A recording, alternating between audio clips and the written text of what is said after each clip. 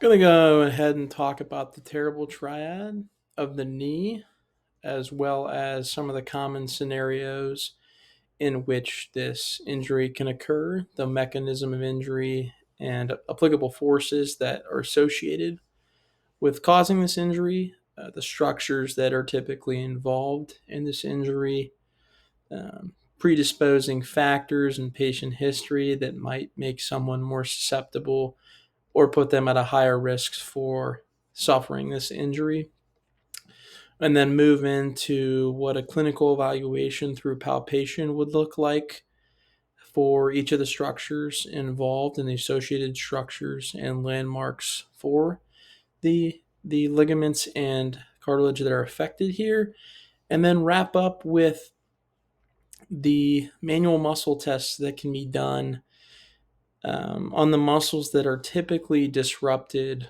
when an individual suffers a tear of the anterior cruciate ligament, the medial collateral ligament, and the medial meniscus. So essentially, what happens for this injury to occur is there will be a pretty compact, direct valgus force applied to the lateral aspect of the knee. And when this occurs, the patient will typically have their foot in a fixed position on the ground. But this injury can occur. It doesn't really matter where the leg is, essentially in its range of motion. So it can happen when the leg is stationary, uh, at neutral, full extension, and flexion. So when you talk about some of the common scenarios with this, you look at a football player is running the football, they stop to make a cut, and then another player, while their leg is planted and their foot's planted, comes from the lateral side of the knee and tackles that player. Or maybe in skiing, if my ski rotates, or my ski stays stationary to the ground, but my leg rotates. So essentially, another force that could be applicable to this injury mechanism is a rotational force, and this would be the force that will kind of kickstart the tear of that ACL.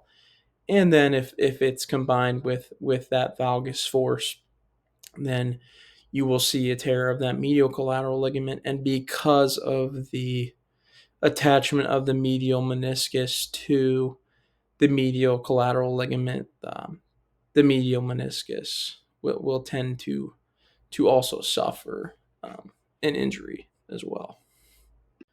Moving through to discuss the associated structures that are typically disrupted and torn or ruptured in this injury. The first of these that's kind of going to kickstart the terrible triad is the ACL here. And the biggest thing here is to understand that there's a stronger portion and a portion that's recognized as weaker within the ACL complex, in that when you're looking at the valgus force that is applied to the knee in this situation, or the rotational force that occurs at the knee joint, the weaker portion is the portion that's kind of at the anterior side, also on the medial side of the knee. So that is just a tad bit more susceptible than the bundle that it's on the posterior side, at the lateral femoral condyle here. So when you're looking at the restraints and functions that are performed by the ACL here, um, especially in relation to the mechanism of injury for the terrible triad, you're looking at you're kind of moving past that primary restraint that the ACL provides, and then looking at that secondary restraint, in that it is more responsible for determining whether or not to prevent tibial rotation while that knee is at full extension, and it will provide also some restraint while the knee is in flexion as well, but mostly will provide prevention against rotation when in extension, which would be most crucial for athletes who are in sports in which you change direction a great amount of times, or where you're in a position where your equipment or something that you're using would change direction, but your leg stays stationary, and that rotational force can cause a stress to be placed on that anterior medial bundle, or when that valgus force hits, that anterior medial bundle will be stressed on the inside of the knee. So the next ligament that's going to be compromised in the terrible triad, in addition to the ACL, is the medial collateral ligament. What's interesting about this is the medial collateral ligament is, in fact, the most commonly injured ligament in competitive style sports, now whether those sports be contact or non-contact. And what's significant about this and highly relatable to the mechanism of injury for the terrible triad is that the primary function or primary restraint of the medial collateral ligament is to provide resistance against a valgus force that is applied to the lateral aspect of the knee. So when I have that compact, direct valgus force that is coming towards the lateral aspect of the knee, the job of the medial collateral ligament is kind of resist that force, but in this case, the force is a little bit too heavy on the ligament, which causes overstretching and ultimately could lead to a tear, or even worse in that medial collateral ligament. And when we talk about the mechanism of injury where there's not essentially a compact valgus force that happens, where there's just a rotational force, this also can be a restraint against an external rotation of the tibia on the femur. So if I'm in knee flexion and I'm on a pair of skis and my ski goes in one direction and causes my legs in a stationary position, and I rotate, this could also put a great amount of stress on the medial collateral ligament. And when that happens, you're going to kind of see a pull from the origin at the medial collateral ligament and a pull at the insert attachment of the medial collateral ligament. So one pull happening at its attachment on the medial epicondyle of the femur, and then one pull happening at the tibial shaft. So when that stress occurs, those bones move, and eventually you will see a tear occur as a result of a valgus force. Most relatably, but also in the case that there might be some kind of rotational force of the tibia, which would cause that stress between the tibia and femur as well. So the last injury that's going to complete this triad here is a tear of the medial meniscus. So essentially, the medial meniscus is a C shape when it's on the medial side, as opposed to the O shape of the lateral meniscus here. And yes, it has attachments with an anterior horn and a posterior horn, both to the intercondyloid fossa of the tibia here. But where you see a relation to the medial collateral ligament and the triad itself here is that the medial portion of the meniscus here actually has an attachment to the deep portion of the medial collateral ligament. So when I have that valgus force or that rotational force applied to the lateral aspect of the knee, then when that medial collateral ligament gets overstretched, it's going to pull the attachment that it has to the medial meniscus away, and therefore this would lead to a tear in the medial meniscus. And when this happens, because of the functions that are performed by the medial meniscus, you'll see a decrease in shock absorption at the knee joint, a decrease in stabilization at the knee joint, because the fibrocartilaginous disc that is the meniscus in between the femur and the tibia is disrupted, and therefore can't really control the friction between those two bones, and the stabilization and weight bearing abilities at the knee joint are extremely compromised because the the distal femur and the proximal tibia are actually rubbing on each other and causing friction, leading to a great deal of pain. So, medial meniscus, medial collateral ligament, and anterior cruciate ligament. The three structures disrupted for the terrible triad. So, because the terrible triad are happening practically simultaneous, it is very possible that the clinical presentation and observable signs of each of these injuries can can present themselves in a simultaneous manner as well. So understanding what clinical presentation is associated with each of these injuries, differentiating between the three is extremely important in determining, okay, what structures are could be damaged here versus what structures are still intact, and then that could be further backed up as time goes on and the injury develops and more muscle testing is done and more special testing is done. But when doing the initial clinical observation in terms of presentable signs that can be noticed within the knee joint and at the knee joint, um, when you're looking at an ACL tear, the swelling is almost rapid in comparison to the swelling that occurs in disruption of the other two structures. So here, you're going to begin to see swelling right at that medial and lateral joint line almost directly after the injury occurs. Maybe a slight amount of time will pass. And then as more time passes on, maybe a few hours after the injury, that is when a hemarthrosis will begin to develop. And then because of the bony prominence movements that occur and gliding movements that occur between the bones as the ACL tear occurs, you could maybe see ecchymosis as a result of a bone contusion that occurs as a result of the gliding movement between the bones. Moving forward and looking at presentable signs for a torn MCL, once again, swelling is going to be existing here. The difference here is that the location is slightly different and that you're not going to see a lot of swelling throughout the entirety of the joint line of the knee, whereas in the ACL, you had both sides, the entirety of the joint line could be experiencing some swelling. So here it's more on that posterior medial aspect of the knee, just based on the coursing of the medial collateral ligament. Um, and in this case, it's going to be extremely difficult to notice any kind of swelling that would lead to an MCL tear diagnosis in this case because the swelling associated with this injury typically doesn't present itself until about 24 to 48 hours of injury.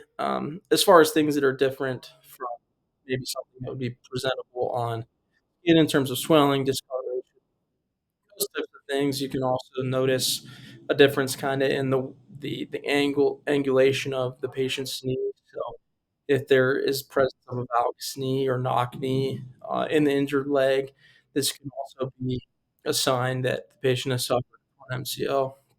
And then what's different about the medial meniscus here is because of the way the medial meniscus is structured, where it lays, functions that it performs in terms of stability and shock absorption, and giving the patient the ability to completely bear weight.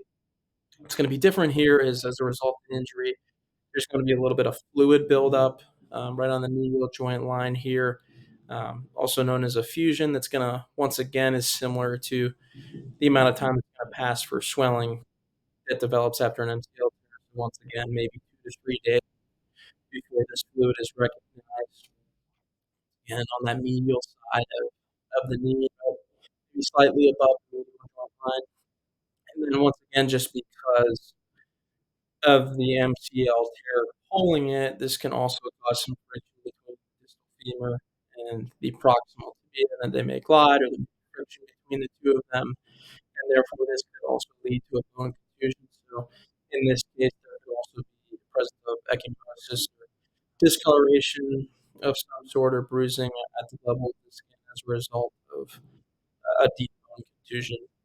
So it's just important to understand, yes, there are similarities between the signs that are associated with each of these ligament and cartilage disruptions, but there's also differences in time, in location, as well as how the mechanism of injury can lead to differences in the symptoms and the development of new signs and within that knee joint that could be more related to disruption of one thing or the other, and then finding all three of signs that are related to all three of these injuries can kind of point you in the right direction as far as what special tests need to be done, what kind of imaging needs to be done, what do we need to see elsewhere in the evaluation in terms of to go further in our evaluation, the symptom step, what we're looking for instability, decrease in range of motion, catching, did the patient feel any sort of popping sensation at the time of injury.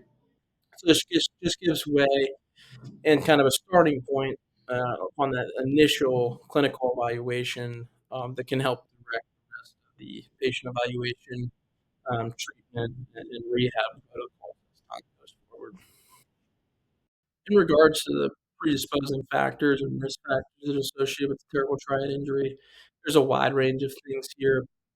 Firstly, with observation of the patient, so if you observe that your patient has abnormal joint angulation in the sense that they're overly composed into a valgus knee alignment or have knocked knees, then this can be a telltale sign that when the athlete may be in a position where this injury can occur, their knee is already starting in a position in which the medial side of the knee is stretched because there's a difference in abnormality, maybe in the angle of inclination up at the hip that leads to the patient trying to compensate to alleviate pain that may be associated.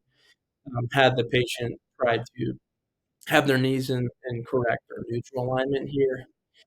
Moving forward to neuromuscular control, so essentially if an athlete has decreased coordination or their control over their body is lacking, then that could potentially lead to an instability issue that these ligaments aren't in the right position to be strong enough to perform the restraints that they're supposed to, and in that case, just puts the athlete at a higher risk should the forces that are associated with the mechanism of injury occur. And then extremely important here, especially with any patient that is coming in and compete or train, what have you, understanding whether or not they've had previous injury to the ACL, MCL, or the joint complex as a whole helps to understand, okay, can they be at a higher risk when competing in things or when they're found in certain scenarios? And that's just a key thing with all injuries is that typically the biggest risk factor for all injuries is if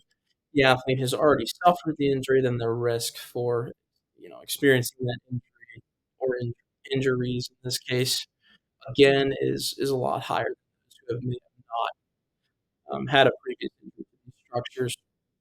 Then moving forward to the scenario-based risk factor. So if I have an athlete who's performing in sports that are high impact or high contact where I plant my leg and I get a kick to the lateral side of my knee, or my foot is fixed, or if I plant my foot and it's fixed and I get a tackle from the outside, or if I'm in a sport like soccer or basketball where I have to quickly change my direction, that's where you would see probably the injuries that occur as a rotational force from the tibia there. And then just especially in evaluation when disruption of these ligaments occur and cartilage occur here is typically there will be an involvement of muscle damage. So prior to understanding the muscular strength that the athlete has, specifically in the quadricep muscle complex and the hamstring muscle complex, and even sometimes the abductors, is extremely important to understand. Okay, is their muscle strength within these complexes adequate when supporting the motions that are performed by these ligaments to ensure that um, these ligaments can perform their restraints without being interrupted or damaged. And then lastly, this kind of relates to neuromuscular control in terms of stability. So, and the mechanism of injury here in terms of the way the foot is and where the knee joint is at. So if I have an athlete who improperly plants their foot and then that mechanism of injury occurs with the force to the knee, They're more susceptible. These ligaments are going to be more taut. They're going to be stressed more. Or if I'm an athlete is utilizing the wrong techniques to perform student maneuvers. So if I have a soccer athlete that's not stepping with the foot before he changes direction, or if he's got his foot angled out while he's kicking a ball and he plants in a wrong way, just understanding that these actions can place more stress on the knee beyond what they're supposed to do in terms of their primary functions in restraint. Just understanding these, a lot of them prior to competition training, certain scenarios is important. Giving the athlete an idea of, okay, do I have a presence of any of these risk factors? And if I do I need to change my training or limit my training or before doing so helps to really prevent this injury, or whether this injury occurs with just the tear of a singular ligament or if it occurs with the tear of all three of these structures. Either way, it's important to understand, and with any injury, the risk factors that are associated, to put the patient in the best position to understand certain factors that are more applicable to them and their experience to ensure safety and do the best job possible in preventing injury, in competition, practice, training, whatever the case may be. So moving into the palpation side of the clinical evaluation, when you're suspecting that a patient has suffered a terrible triad and their mechanism of injury lines up with all the associated forces of that injury, it's important to palpate all of the associated structures with the ACL, MCL, and the medial meniscus, separately, but also simultaneously, in that some of the structures are in similar positions. So these structures through palpation range anywhere from muscle tissue to bony landmarks, soft tissue. So when you're starting off with you're going to start with the ACL, move your way to the MCL, move your way to the MCL cartilage. So for the ACL, this is where, so if an athlete did suffer just an ACL tear alone without combination of an MCL tear as well as a medial meniscus tear, this is where you would probably see the most muscle disruption, in the sense that as soon as an individual tears their ACL, their vastus medialis and their vastus medialis obliquus are going to be the first muscles that tend to lose strength and function prior to any of the other muscles that might be disrupted.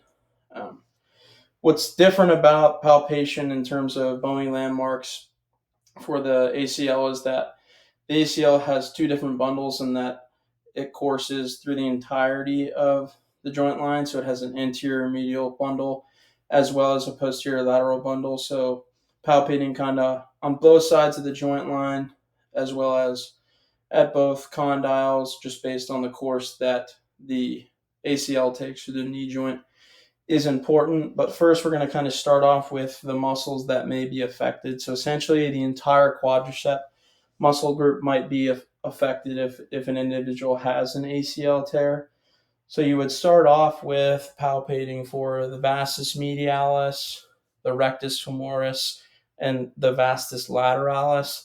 The best way to find the vastus lateralis is here is find the lateral edge of the rectus femoris as well as the lateral edge of the biceps femoris on the posterior side.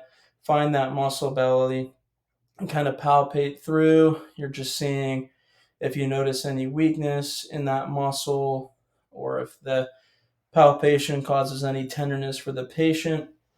And then when you're going to palpate for that rectus femoris muscle, you're going to locate that tibial tuberosity, kind of come up through, palpate through. Another way to find it is go up to that ASIS, come down, you'll find that quad tendon right there, and then you can easily palpate the rectus femoris muscle belly through. And then on the other side with the vastus medialis, it's pretty similar to the location of the vastus lateralis, in that you're, instead of looking for the lateral edges, you're looking for that medial edge of the rectus femoris and the medial edge of the biceps femoris on the back. and then palpating the muscle belly through. Moving on to bony landmarks and joint-related landmarks to palpate, it's important to kind of maybe move the patella, isolate that patella, see if an ACL tear might have disrupted any patella bursa or bursa sacs within there. Maybe palpate the patellar tendon to see if forcing that back off the tibia kind of causes any pain or tenderness, from an ACL rupture. And then palpate both on the medial joint line of the knee as well as that lateral joint line of the knee. So those are the main landmarks that have to be palpated for. And then lastly, going back to the muscles, when you are palpating, if you are palpating in the posterior thigh and you're palpating those hamstring tendons and you notice there's some hamstring tendon tightness, this could be a telltale sign that the athlete may have torn or ruptured the ACL. Moving on to the medial collateral ligament, there's differences in where you palpate, but once again, it's bony landmarks and muscles that are associated with where the medial collateral ligament courses through the joint capsule of the knee. What's nice about the medial collateral ligament is if you go on that medial side, right off the medial epicondyle, the medial collateral ligament has both a deep portion and a superficial portion. So what's nice is if you get a deep palpation in there, you can feel the superficial portion, the posterior superficial portion of that medial ligament, just based on the way it courses from the distal femur to the proximal tibia. See if that elicits any pain, tenderness for the athlete. Rather than being right on the joint line as you were for the ACL, you're going to go slightly above the joint line just based on the position of the attachment of the medial collateral ligament, and that it courses from the tibial shaft just to posterior of that tibial epicondyle. So once again, also getting a deep palpation of that tibial condyle where that medial collateral ligament inserts kind of helps to see if there's any disruption, pain, tenderness, all of the above. Once again, the vastus medialis is a muscle that can be disrupted if I have an MCL tear just based on where it crosses the joint at the knee. So once again, finding that medial side of the rectus femoris and then the medial side of the biceps femoris on the posterior side, palpating that through and seeing if there's any weakness or tenderness upon palpation for the patient. Another main muscle that would be tested for is the sartorius. So if I had the patient flex up and kind of come out a little bit like this, I would be able to kind of find the ASIS and then trace the muscle belly from the tendon down across the thigh here. And then if I have the patient flex up a little bit here, kind of find the muscle belly that divides the vastus medialis and the adductor muscles of the thigh. And then I could find that gracilis muscle is going to rise up when I have that flex, and I can find that division, palpate that muscle belly to ensure that there might be any weakness in that muscle, pain upon palpation once again. And then finally, with the medial meniscus tear, once again, you're going to want to find that medial side of the knee. You're going to be right on that joint line of the medial epicondyle or medial femoral condyle here. Kind of palpate where that posterior horn of the C-shaped medial meniscus is going to course through in between the distal femur and the proximal tibia. The fibrocartilaginous disc just kind of sits in between those two bones. So palpating right in there is going to help. If you kind of find a depression of the medial and lateral femoral epicondyles, you can get deep into the posterior side of the knee, and based on where the way that the posterior horn of the MCL sits, you can kind of palpate deep enough to get into feel the intercondylar fossa back in the posterior side of the knee. And then lastly, once again, if you have an MCL tear, there can be a chance that there is a disruption of hamstring muscles. So once again, you would have the athlete roll onto their posterior side. And this is try to limit the movement that the athlete makes in terms of flexing and extending or any kind of rotation that happens at the knee, just to alleviate a little bit of the pain and discomfort that might be present. And then once again, you're palpating just for the hamstring muscle. So if you find that hamstring tendon kind of rise up, you can find the semitendinosus muscle belly. And then if I go deeper, if I find that semitendinosus, and then I find the quad tendon, and then I come out from the semitendinosus and I go deeper, I can find the palpation site to find the muscle belly for the semimembranosus. So once again, just palpating within those areas to see if there's any weakness or tenderness upon palpation for the athlete. That would kind of conclude any palpation that you would do at this point. This is when you would move into any kind of manual muscle testing or ligamentous testing.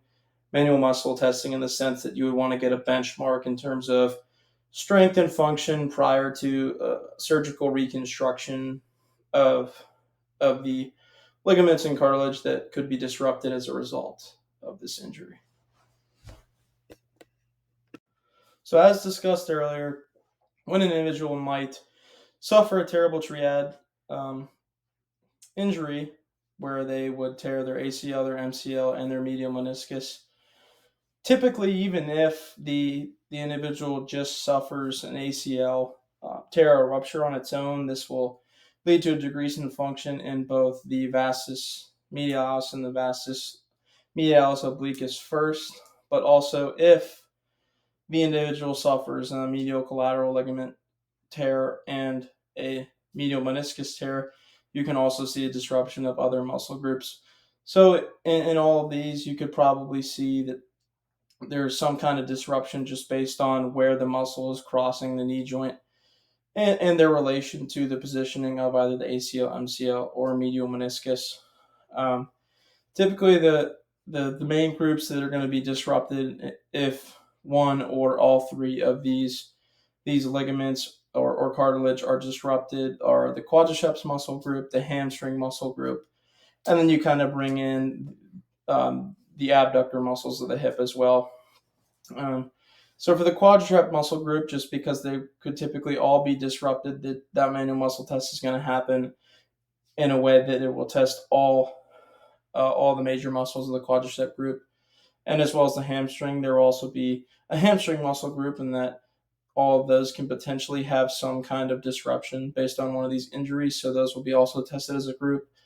But just as moving through with the medial collateral ligament, you can also see a little bit more heavy distribution of disruption to the semitendinosus muscle within the hamstring group. So that muscle will be manually muscle tested separately from the hamstring muscle group test. And then we will finish up with a manual muscle test of the gracilis as well as a manual muscle test of the sartorius to kind of test if either of these injuries may have impacted the strength and function of the hip adductor muscles.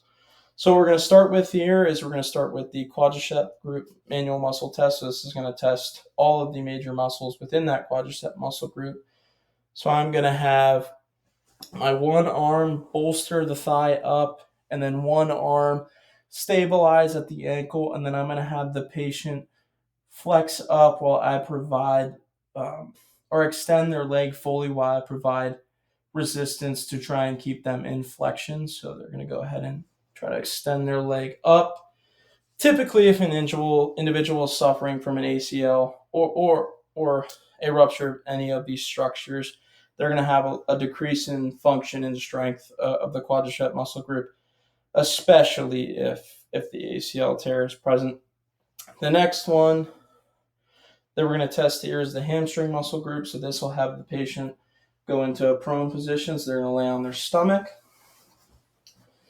And I'll have a stabilization hand on the PSIS here.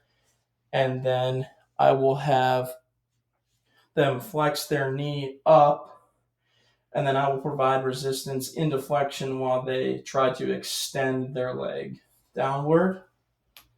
Once again, just looking for if there's a noticeable decrease in function and strength of that muscle, which in cases where you would have a tear of one of these structures, that very likely would be the case. And then moving forward, just to isolate the semitendinosus muscle, just because when there is the presence of a medial collateral ligament tear, this is the muscle of the hamstring group that might suffer from the most disruption and decrease in function. So it is similar to the hamstring muscle group test in just that when you want to isolate that medial side, that teardrop muscle belly of the semitendinosus of the hamstring group, you would also have that patient flex their knee up, but then you would bring the tibia into external rotation. You would once again have that stabilization hand up on the PSIS or in that lower back or glute region, and then you would have the patient try to extend and then move the tibia back into internal rotation. So they're going to go ahead and try to extend and move the tibia into external rotation. So go ahead. And you would kind of try to offer resistance against that force. Go ahead again. And the reason for this is just based on the path that the semitendinosus is taking based on its relation to where it crosses the knee. This would be the muscle that would be the most impacted from a medial collateral ligament tear or rupture.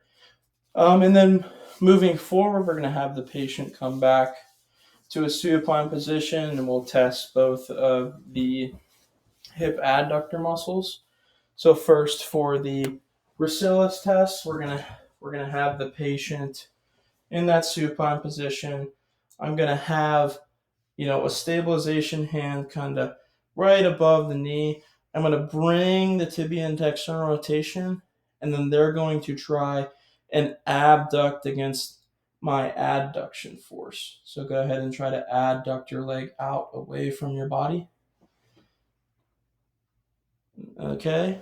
And then once again, just testing these muscles because of where they cross at the knee and their association with these structures. The last one we'll do here is we're going to have the patient come into a long sitting position, and they're going to bring their leg up and drag their heel up their leg. I'm going to do a hip extension force, and then a force against external rotation, and they're going to try to internally rotate and abduct.